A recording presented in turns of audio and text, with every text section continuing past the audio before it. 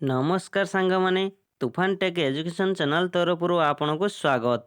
आज भिडियो में आपण नहीं आसी जो मान पाखे सर्टिफिकेट रजिस्ट्रेशन अच्छी से सर्टिफिकेट किसी भूल अच्छी जो रजिस्ट्रेशन कर डिलीट करने को चाहते तो आपण मैंने किपर ऑनलाइन घर बस निज मोबाइल करेंगे से आपण भिडियो को प्रथम शेष पर्यंत देखूँ। आपण मैंने जानी एवं ऑफिस को जावाक हेनी एम्प्लॉयमेंट एक्सचेंज ऑफिस जो थी कि सर्टिफिकेट रजिस्ट्रेशन कराए सेठाक जावाक हेनी कि डिलीट करने भी ऑफिस को जावाक हेनी। जदि किसी भूल त्रुटि होता है तो आपण मैंने ऑनलाइन माध्यम आपण मैंने पुणी थे एप्लाय करेंगे। देखो जदि आपंकर किसी भूल अच्छी तो किपर आपटा आउ नुआ आवेदन करेंगे कि एडिट ऑप्शन ए ना आपने सीधा सड़क डिलीट करेंगे से रजिस्ट्रेशन नंबर द्वारा आपने डिलीट करेंगे तापर नुआ रजिस्ट्रेशन करेंगे। आसन देखा केमी हम यापाई आप सर्वप्रथम कौन करना मोबाइल हो कि कंप्यूटर जेकोसी गूगल क्रोम ब्राउजर सर्च करेंगे सर्टिफिकेट रजिस्ट्रेशन।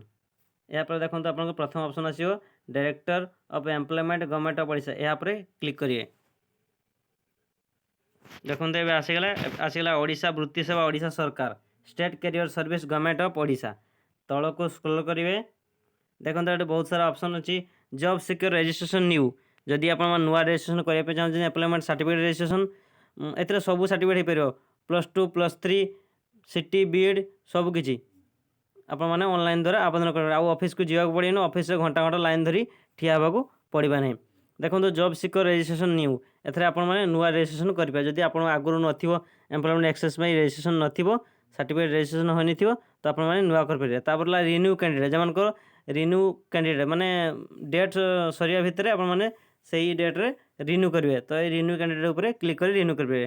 तापर आसला candidate details of NCS details देखिए तो delete JS delete job secure आपने यहाँ पर क्लिक करेंगे।